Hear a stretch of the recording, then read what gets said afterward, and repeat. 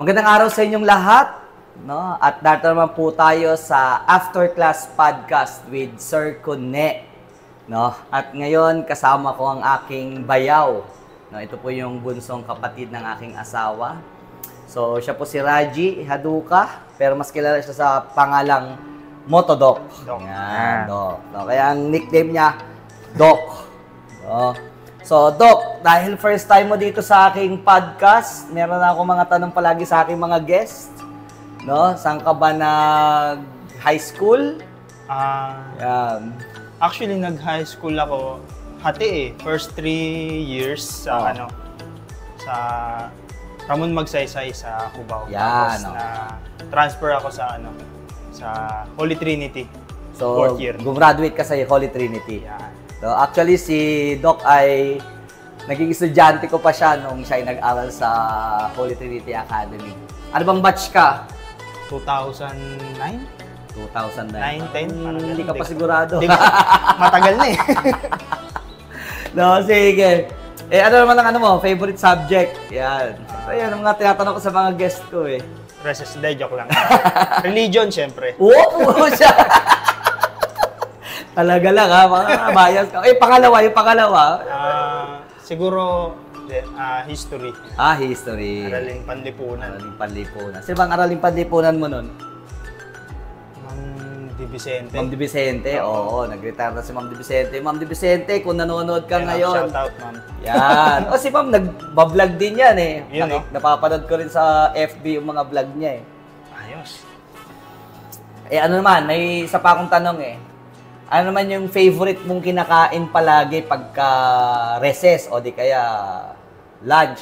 Nagbabaon ka ba ng kanin? Nagbabaon ako Pinapabaonan ako ni mama Pero pagka yung mga merienda? Pag sa huli, mostly parang hindi ko na maalala Merienda siguro mga banana Q. Banana Q. O kaya sa labas? Kumakain ka sa labas? Sa labas yun, yung mga fishball sa labas. Fishball, no? Sarap ang fishball sa Holy, no? Okay, sige. So, baka meron mo munang gustong i-shout out. Yan. Sa mga... Yan, shout out sa sa mga ka-rider natin sa Motodoc. Yan. Shout out sa mga marurupok na tropa dyan. Joke lang. Okay, mga gentle pala boys. Yan. No? Yan ang natin sa Motodoc Mga katropa natin doon, mga gentle pala boys. No? Baka meron ka pang iba, meron ka special someone. Ayan, syempre yung girlfriend. Yeah. Sabihin mo naman yung pangalan. Baka masyadong generic yung... Hindi, nahiya yan Baka mahiya. Sige, baka nickname man lang. Hindi, syempre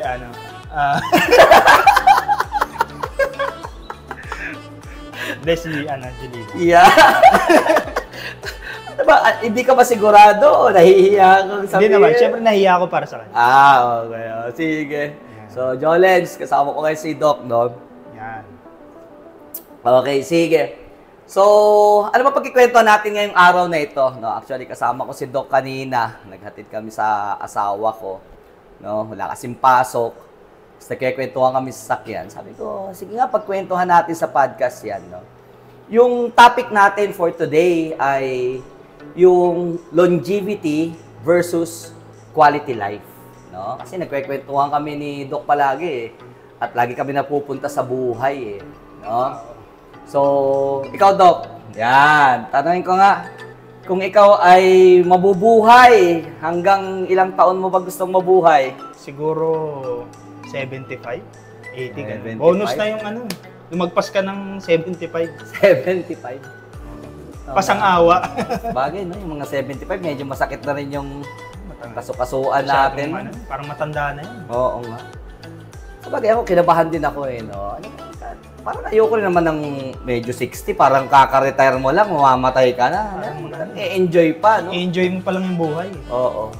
Siguro sa akin, minimum na yung 80. Siyempre kung akong tatanungin, gusto ko pa rin mabuhay ng mahaba. No?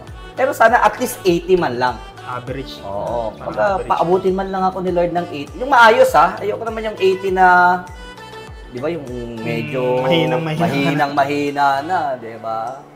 Okay? Sige. So, kayo maganda ring pag-isipan, no? Kung kayo ba ay magkakaroon ng buhay, ano bang mas gusto ninyo? Yung mahabang buhay? O maikli pero Quality life. No? Kunyari, pag bibigyan kita ng dalawang option. Aabot ka ng 90 years old, pero wala lang, tahimik lang ang buhay mo. Safe, stable naman, gano'n.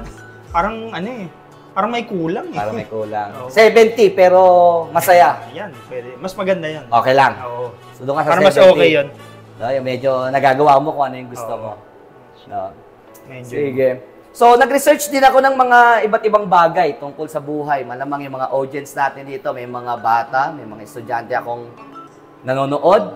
At meron din akong mga, siguro mga kasing edad ko.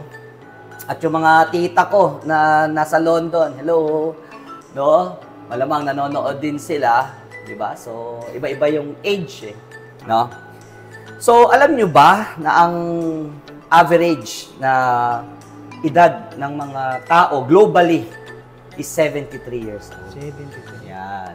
Sa atin naman mga Pilipino is 71. Yan. Malamang, konti lang, no? So, ibig sabihin, medyo malapit tayo sa average. Average. No?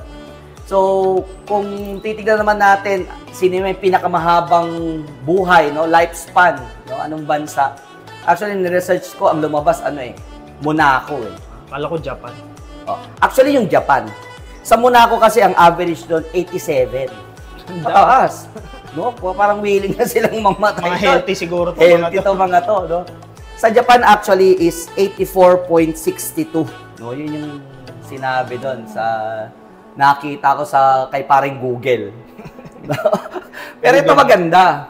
Alam niyo ba sa Pilipinas, ang naitalang pinakamatandang tao, ang pangalan niya ay si Francisca Susano. No? Alam mo ba kung ilan ang age niya? Ilan? 124. Grabe. Pucha, no? 124. Ibig sabihin, naabutan niya lahat ng digmaan. Pwede, no? Pwede inabot niya yun. Oo, 1899 siguro. Oo. Ganun eh. Di ba? Kaya, nako, 124, parang Hindi, sobra-sobra. Depende, di naman sinabi kung kailan siya namatay. Oo, pero parang namatay siya 2021, parang gano'n. Ito lang din. No?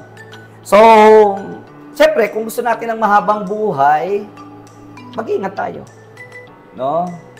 Ako, meron ako mga nakita dito. Actually, pagka ni-research mo yan, marami yan eh. Paano ba magkaroon ng mahabang buhay? No? Tingnan nyo muna yung mga lifestyle ng bawat isa. Kung gusto nating humaba yung buhay, tapos yung lifestyle naman natin, laging nagpupuyat. No? May mga bisyo. Diba? Baka magpasalamat na tayo kung umabot tayo ng 60. Diba? Bonus no? na. So, meron ako, siguro 4 lang, no? Pinili ko lang talaga itong 4 na ito para humaba ang buhay. No? So, una, sabi dito is get moving. No? So, para kung gusto nyo humabang buhay, dapat lagi tayong nag-exercise. Magalaw. Ikaw ba, Doc? Nag-exercise ka ba? Everyday nagpo-push up ako. Oo, siya. Siyempre, dapat kailangan. Paano yung tuloy-tuloy? Oo, mga siguro 20, mga ganun. 20 push-ups. Oo. Tapos, okay na yan. Oo. Ako sinubukan ko yung mag-push-up, hindi ko kaya, mabigat. Mabigat yung katawan ko eh. Actually, bumili ako ng stepper.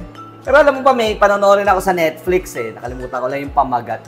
Yung parang may documentary na kung saan maraming mga nabubuhay ng mga matatanda. Alam mo ba kung ano yung ano nila sa research nila o sa pag-aaral nila? Ano?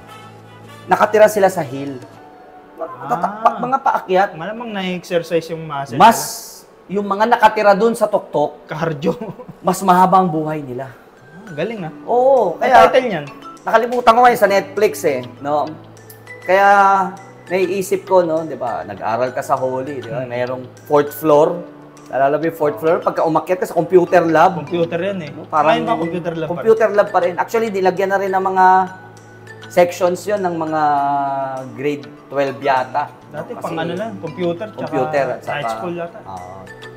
No? So, na-imagine ko, no, kung ako pala yung teacher na nagtuturo doon, tapos nagre-reklamo ako, siguro dapat mas magpasalamat ako. Kasi, di ba, yung cardio eh. No? Kaya meron din ako mga nakita na yung kunyari magpa-park ka, huwag ka raw mag-park ng medyo mas malapit doon sa pupuntahan mo. Medyo layo mo para maglalakad ka kahit papaano. Kaya ako pag namamalengke, minsan, mas kaysa sa magsasakyan, nilalakad ko na lang, exercise ko na rin yan. Pwede, tama. Maganda No? na yan. Tama. Okay? Pangalawa, no, ito medyo tatamaan tayo dito, Doc. Regular medical check-up. Yan. Parang sablay tayo dito. Ako, aminin ko, takot ako magpa-check up eh. Oo. Yeah. Mahal ng ano eh. Mahal na pa-check up, no? Hindi, saka yung kanya, di ba yung parang, ewan ko ba, no? Meron tayong mga Tsaka syempre, pag isip na nalaman mong may sakit may ka, sakit ka, baka mas Baka- mag-focus ka doon eh, no? baka mapraning ka eh. May mga ganong ano eh. Idea eh. Pero, siguro yung mga nagtatrabaho dito, di ba, meron tayong mga tatawag na annual check-up, di ba, para ma-check din yung Oo, medical. kalusugan, medical, no? Sa school, meron kaming ganyan eh. Kaya, maganda rin. Tapos may mga health card kami, no? Okay. So, third, ito maganda to eh. No, medyo generic tong sagot na to eh. Sabi dito, be good to ourselves. Para pala humaba yung buhay, be good to ourselves. Ikaw, kamusta ba? Mahal mo ba yung sarili mo, Dok? Dapat. Dapat. Maging masaya Paano mo ka. minamahal yung sarili mo? Yan. Love yourself. Love yourself. Hindi, syempre, dapat i-treat mo rin yung sarili. Ayan. No? Tama. Ako yung naisip ko kagad dito yung alam ko yung, pag dapat lagi kang masaya. Yan. Ako, ang term ko dito maganda, feeling good. Happy thoughts pala Happy dapat. thoughts. Feeling good. No? Okay? Kaya kunyari, nagtatrabaho kayo, bumili rin naman kayo ng mga bagay na gusto nyo. I-treat nyo rin yung sarili nyo. Kumain din kayo sa masasarap na kainan. Di ba? Bumili ka rin ng mga gamit na mag-travel. Di ba? Yung mga Tama. ganyan. Okay? And lastly, eto, healthy diet. No? Actually, yung ako, aminin ko, mataba ako. Hindi healthy to. No? Baka mamaya makita nyo, di ba, nung bata, pagka mataba, sabi na, ay, healthy to, mataba tong batang ito. Pero hindi po pala totoo yun. No? The more na mas overweight ka, mas unhealthy ka. Obese. Obese. No? Ako, aminin ko, obese ako eh. No? Kaya maraming mga umuusong mga diet. No? Ewan kung familiar yung mga audience natin dito. No? Marami ako mga kakilala ngayon, yung tinatawag na Intermittent. intermittent diet. No? Anong itong intermittent diet na to? Ito yung pagpa-fasting. Actually, sikat siya sa yung 8 hours kang pwedeng kumain, tapos 16 hours kang magpa-fasting. Hirap pala nun. Mahirap talaga. Pero ikaw, sa tingin ko, hindi mo pa naman kailangan yun. Parang hindi ko kaya. Oo, kasi ang objective kasi nun, dapat ma-burn yung fats eh. Ah. No? Tapos ma-turn siya into energy. Pero syempre, kung medyo mapayat na yung pangangatawan mo, baka kailangan mo exercise. Diba? Tsaka yung metabolism mo, Mabilis pa eh. mabilis pa eh. No? Pero kapag ka nagkakaedad, actually, susubukan ko na nga rin siya ngayon. Pero susubukan ko muna yung 12. Kunyari, yung 12 hours, 8 p.m. ang huling kain ko. Hindi ako kakain hanggat hindi 8 a.m. Pero pwedeng uminom ng tubig. Amen. Pwedeng uminom ng tsaa, pwedeng uminom ng kape. Actually, sinubukan ko siya ngayon, no? Yung kape dapat walang asukal, walang creamer. Tapang nun ah. Kape lang. Ito nga kape lang eh, oh. Ay, tikman ko ha. Actually, nakakapanibago siya eh. Sobrang pait. Sobrang pait eh. Pero at least ito yung pwedeng pamalit eh. Ang maganda kasi dito, pwedeng bumaba kasi yung sugar level natin, no? Iwas diabetes. Pala. Oo. Galing. So, ako susubukan ko to, intermittent. Pero, subukan ko muna yung 12 hours. Oo. Kasi dati pagka nanonood ako sa gabi, pag ginutom ako, bababa ako, tapos kakain, no? Ngayon, at least, dapat maging aware ako na ito na yung last kain ko. Dandahan. Dahan-dahan. Kaya kadalasan yung iba, pinaka-common, ang pinaka-late nilang kain, alas 8. Tapos, ang susunod na nilang kain kinabukasan, alas 12 na. Hirap pala nun. Mahirap talaga. Pero, sabi ko nga sa'yo, depende yun sa pangangailangan eh. Siyempre, siguro kung ako, na ganito yung katawan, okay ako doon eh. Depende. Pero kung sa- ikaw, naku, kailangan mo ng energy, siguro, subukan mo muna yung yung 12 hours. Pwede siguro yun, di ba? Kung medyo, or sabi ko nga, kung hindi man, at least i-turn mo into energy. Dapat mag-exercise ka. Mga gano'n. Oo nga. No? So, ito, mga basic lang ito. Kung gusto nyong humaba yung buhay. Alam ko, marami pa kayong mare-research dyan. Diba? Pero siguro, ito yung pangalawa naman, no? Yung quality of life. Diba? Bakit kami napunta dito? Lagi kami nagkikwentuhan ni Buto, no? Medyo malungkot man na i-share, diba?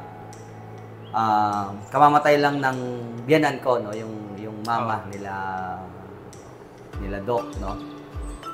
At naalala namin nung tinatanong yung doktor, 'di ba, kung ano ba yung pwedeng medication na gagawin kay mama, no? Kasi si mama ay may cancer, yeah? Biglaan, mabilis, no? Parang within mga 2 months. 2 months, no? bilis. So, malakas pa siya na hanggang sa makikita yung biglaang pagbagsak ng katawan niya hanggang sa dulo. Hindi rin nakasagot yung doktor, no? At ang sinabi lang niya, it's the quality of life. No? Kaya siguro maganda rin i-share namin sa inyo. Baka mamaya hindi natin na-appreciate yung buhay, no?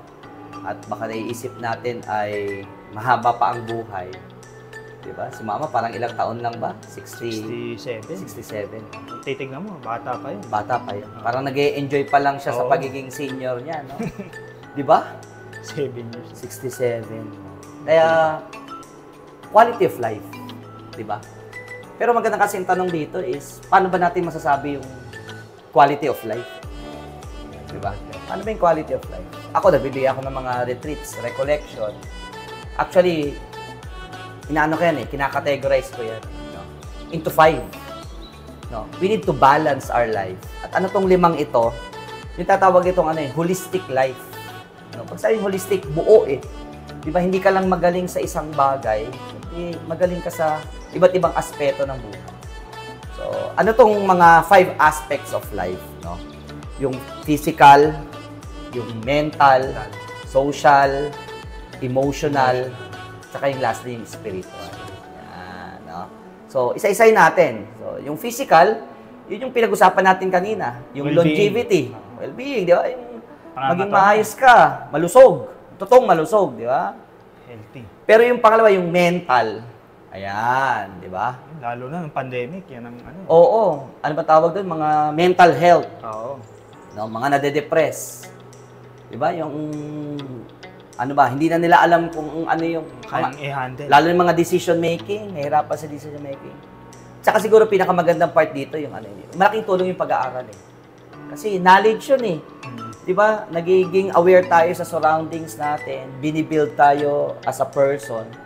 Kaya maganda pa rin na makapag-aral tayo, makapag-undergo tayo ng proseso ng pag-aaral, no? Para sa ating mental. Yung third, yung social. Yung relational. Pakikitungo. Sa ibang tao. Yan. Ikaw, kamusta ka ba, Doc, sa marami ka ba mga kaibigan? Masyado Pero siguro quality ng mga tropa. So, Piling-pili lang. Piling-pili lang. Oo. Oo. Hindi yung sobrang dami. Okay. Ako kasi marami kasi unang-una teacher ako. Nagbibigay ako ng mga retreats recollection. Meron din mga taong first time ko lang din ma-encounter kasi pag nagbibigay ako ng mga to, no? So, napaka-importante 'yon because we are social being. Yeah.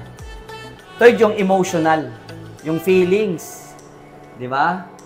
Yan. Actually, medyo magkahawig yung sa sa mental, yung mga nade-depress, stress. Yan. Yan. Paano mo siya i-handle? Kaya nga Meron pa nga, panahon nyo ba yung tatawag na yung emo?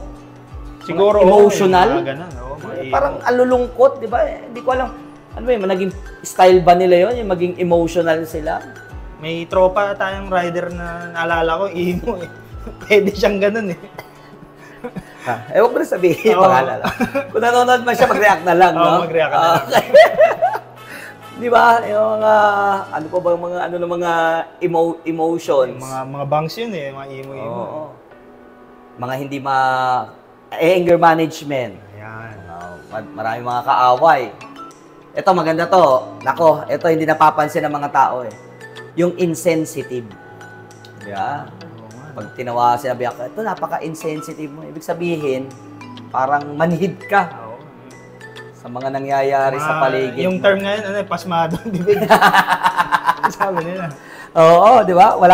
Parang wala siyang pakialam kung may masasaktan masaktan ka. siya. Oo, wala. No? Okay? And lastly, yung spiritual. Yan. Kumbaga, alam ko baka may nanonood tayo dito mga, pwede na niya sabihin mga ano sila, atheist. No? Okay, hindi sila naniniwala merong Diyos. Or what, di ba? Pero siguro magandang ilipat yun sa ano, pwede naman yung meditation. Tama ako? Baga, hindi mo naman kailangan ng Diyos, pero yung, at least pag nagme-meditate ka, Inner peace. Inner peace, di ba? Eh tayo, mga Katoliko tayo eh. Oo. At least magandang nakakuha tayo ng lakas ng loob, ng kapayapaan dahil may kinikilala tayo ng Diyos, no? Tsaka siguro, ang ganda lang sa spiritual part, when we're talking about spiritual part, there's eternal life. Yung buhay natin dito sa mundong ito, mag-e-end eh. Ano man ang gawin natin, mag-e-end siya. Pero at least may hope tayo na merong langit, kalangitan, no?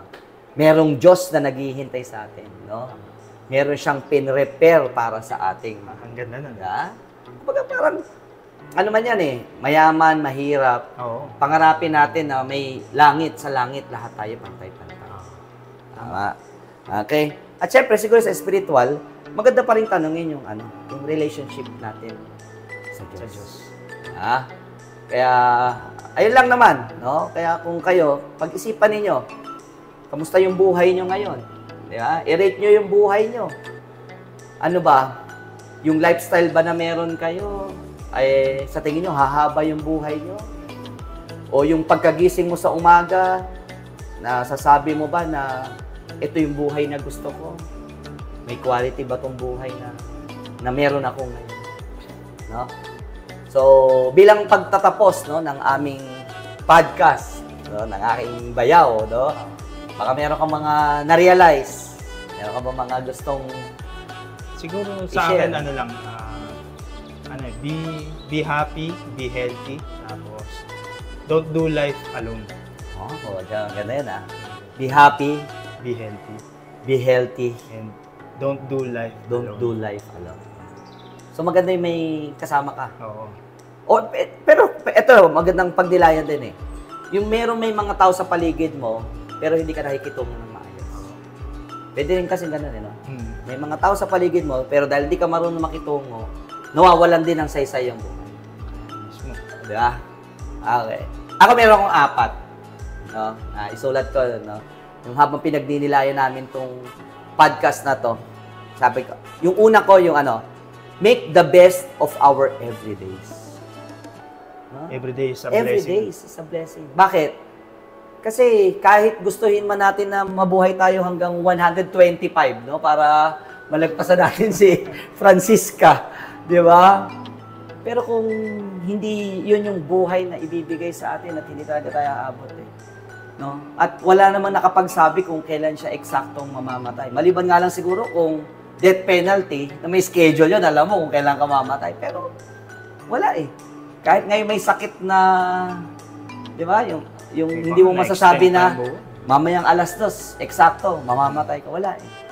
Meron din naman mga taong malalakas, na disgrasya, na aksidente, namatay, di ba? Hindi natin masabi, di ba? Kaya ako lagi kong sinasabi, make the best of ourselves every day. Every day. No? Pangalawa, yung hold on to our visions and dreams. Maganda pa rin meron tayong mga vision sa buhay in the future. Di ba kasi kung wala tayong walang excitement yung buhay eh. Sabi nga, ang buhay pag walang pangarap, wala siyang saysay. Wala siyang saya. Essence. Wala siyang essence. No? Kaya, sana magkaroon tayo ng vision. No? Ano ba yung buhay na gusto mo? Ano ba yung buhay na pinapangarap mo? And third, plan our life.